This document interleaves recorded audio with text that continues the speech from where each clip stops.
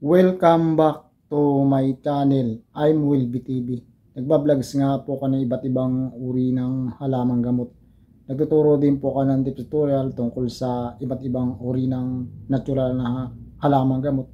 Kung bago lang po kayo dito sa channel ko, huwag niyong kalimutan mag-subscribe, mag-likes, yung may simbolo pong ganyan. Huwag na rin pong kalimutang i-share sa friends and family kung mahilig po kayo dito sa ginagawa kong vlogs and tips tutorial sa iba't ibang uri ng halamang gamot na natural at iba pa. Bago ko po umpisahin ang pag-vlogs ko and tips tutorial, pinasasalamatan ko nga po yung all subscriber, all viewer.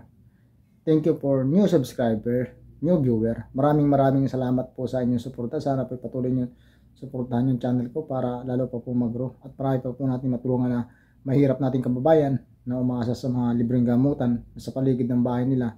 May nakukuha po silang libre na gamot na natural na makakagaling sa kanilang sakit sa araw-araw at matagal ng sakit na hindi gumagaling. Sa tulong ng channel ito ay marami ko pong naituro sa inyo ng mga iba't ibang uri ng halamang gamot. At hindi na po natin patatagalin. Ang tips tutorial ko po ngayon, yung kapag hindi po kayo makatulog. 'Di ba? Usong-uso sa ating mga Pilipino, yung gustong-gusto mong tumulog pero hindi ka makatulog. Ito po yung mga dahilan bakit hindi ka makatulog. Tips number 1, sa buong maghapon, nagkape ka ng nagkape. Talagang kung maka-4 na baso ka hanggang 6 na basong kape, posible na hindi ka makatulog pagdating ng gabi. Kasi alam mo bakit? Sobrang init ng katawan mo tapos hindi ka pa naligo sa buong maghapon. Siyempre kapag mainit yung katawan mo, matagal ka makatulog. Kung malamig yung katawan mo at fresh, madali kang makatulog. Yan po yung tips number 1. Tips number 2, dahil lang hindi ka pa rin makatulog, sa buong maghapon meron kang problema o inisip mo ng inisip. Example, meron ka na family problems tapos hindi mo masolve sa buong maghapon. Hanggang sa dumating yung gabi, hindi mo pa rin ma-solve yung problema mo. Tapos kung ano pa yung iniisip mo, kung ano pang sumasagi sa isipan mo. Tapos may kinaiinisan ka na tao. Siyempre kapag ikaw ay may family problems, naiinis ka, nagagalit ka, na didepress. Kaya pagdating ng gabi, hindi ka makatulog kaagad. Yan po yung tips number 2. Tips number 3, hindi ka pa rin makatulog. Ito, may mga sakit ka na kagaya ng hika. Hindi ka makakatulog ng maayos kapag may sakit ka na hika. Siyempre, kapag mahirap yung paghinga mo, tapos mababa yung unan mo, ang mangyayari niyan, palagi kang gising. Oo, kusa ka magigising yan pag yung nahirapan kang huminga tapos may hika ka. Talagang 100%. Hanapin mo po yung mataas na lugar, mataas na unan, kung kinakapos ka ng hinga dahil sa sakit mong hika. Hindi ka makakatulog niyan kapag may sakit kang hika. Tips number 4, hindi ka makatulog pagsapit ng gabi, yung wala kang pera, hindi mo alam kung saan ka utang, hindi mo alam kung sino utangan mo kasi yung mga family mo wala rin matakbuhan, then yung iba ayaw talaga ikaw putangin, etc.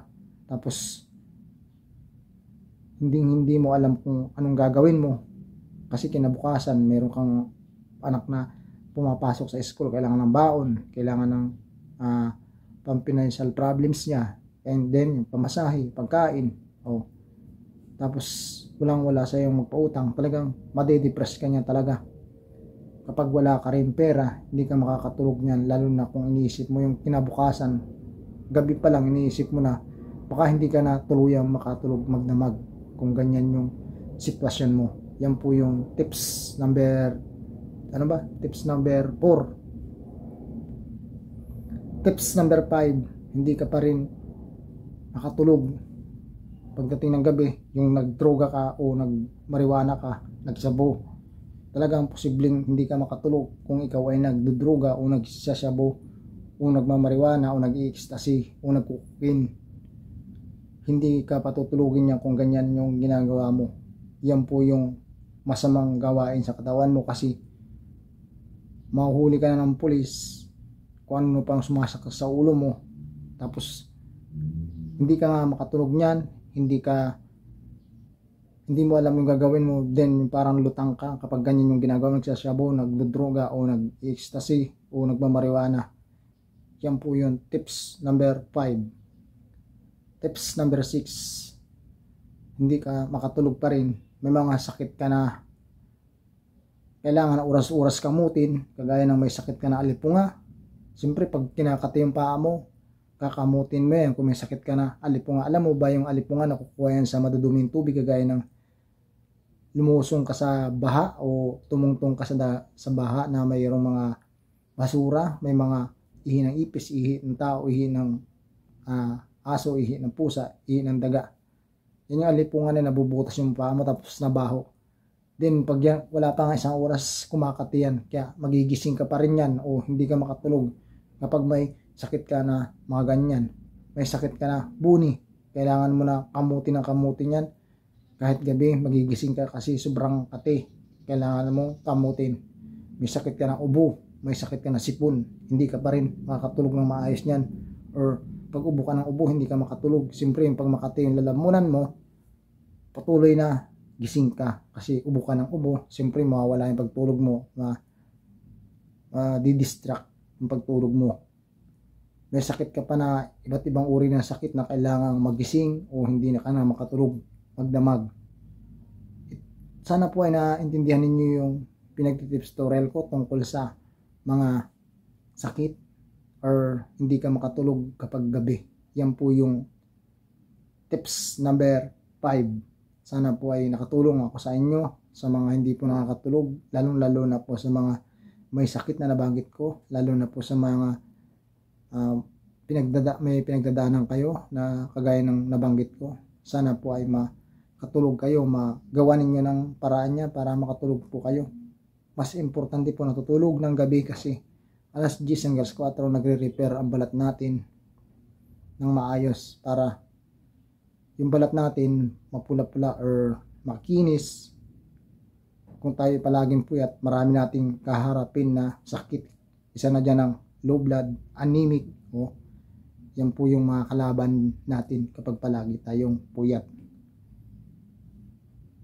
At hanggang dito na lang po. Sana po ay mag-subscribe kayo, mag-like, share sa video na ito kung nagustuhan po ninyo pagtitips tutorial ko.